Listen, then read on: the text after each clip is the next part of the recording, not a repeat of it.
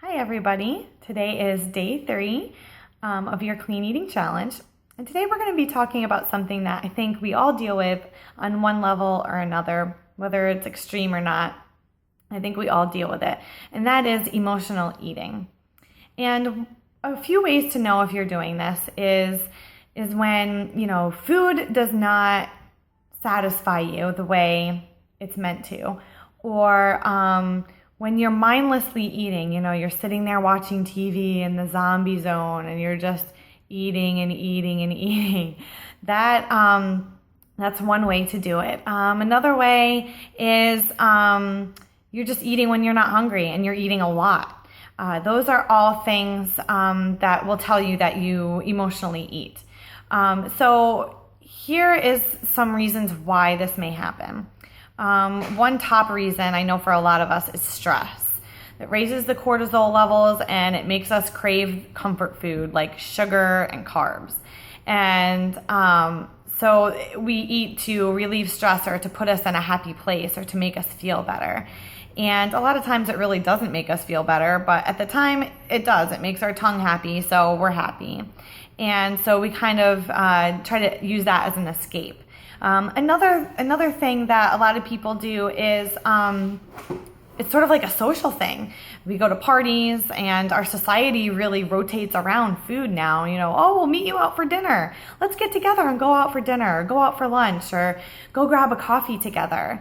There's nothing wrong with that, but when it's excessive and when it's a lot and when you're not thinking about what you're eating while you're out and you're just eating and eating, that's when it gets into a problem. I notice a lot of times, even myself, like you go to a barbecue or a birthday party celebration or even holiday parties, and you're eating all of these things that you wouldn't necessarily eat if you were at home. I mean, holiday parties, come on, cookies everywhere. Who can resist that? You're just picking up cookies and you're eating them left and right, and it's, you're just mindlessly eating. You don't even realize you're doing it until afterwards, and you're like, oh, why did I eat all that junk? I don't feel good, So those are all different ways that we can emotionally eat.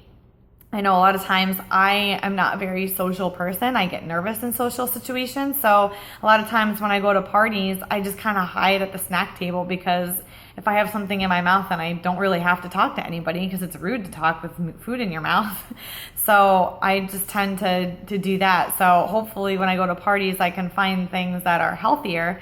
But a lot of times I ended up caving and I end up eating things that I wouldn't necessarily eat, just so that I have an excuse not to talk to people. I know that sounds terrible, but it's a nervous thing for me. So I'm sure we all have different quirks and that we all need to work through. So another thing is memories. A lot of times we have family recipes that maybe our grandmothers or our mothers made, or our fathers even made, that remind us of good times. And so we bake those cookies or we make that pie or whatever, just to kind of have some nostalgia and satisfy that maybe you're missing that person or whatever. So it can have an emotional connection like that too. So what do we do? How do we conquer this? And I think the biggest thing is just being aware of it, knowing that you do it, and setting yourself up for success ahead of time.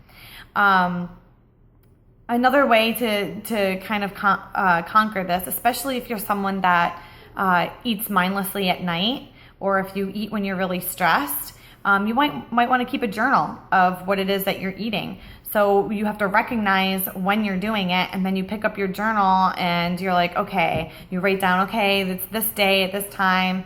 I'm not really hungry, but I'm really wanting to eat, and this is why, this is what I'm doing. I'm either watching TV or I'm studying for a test or whatever it is, and I want to go get that bag of chips and just eat them while, munch on them while I'm doing my work or while I'm, watching TV.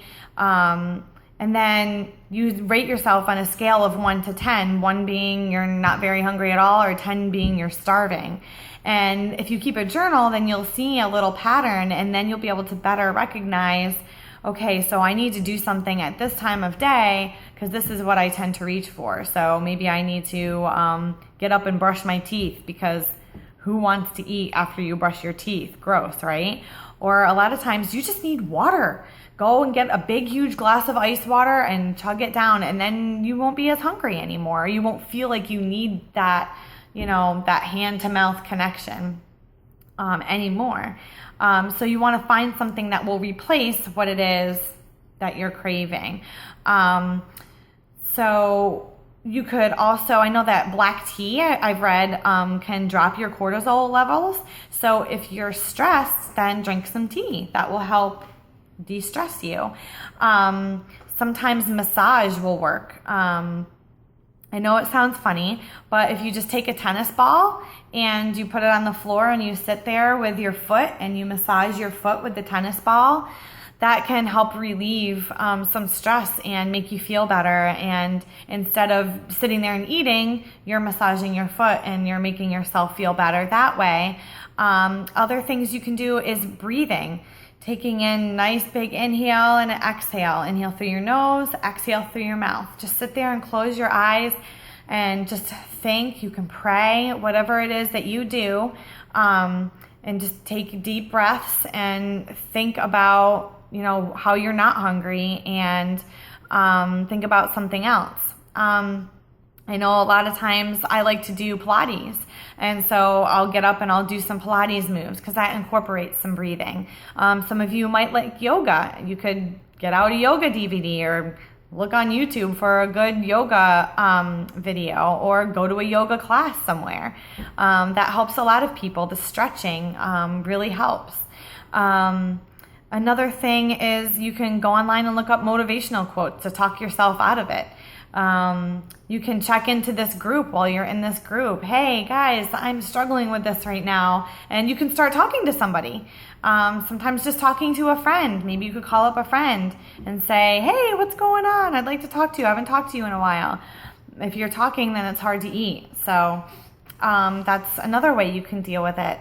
And just practice these things. Over time, you'll get used to doing it. You'll start to recognize when you're stress eating, and you'll be able to say, hey, I need to stop this. And then you'll go right to your thing that you know that you can grab and do without putting something in your mouth instead. Okay?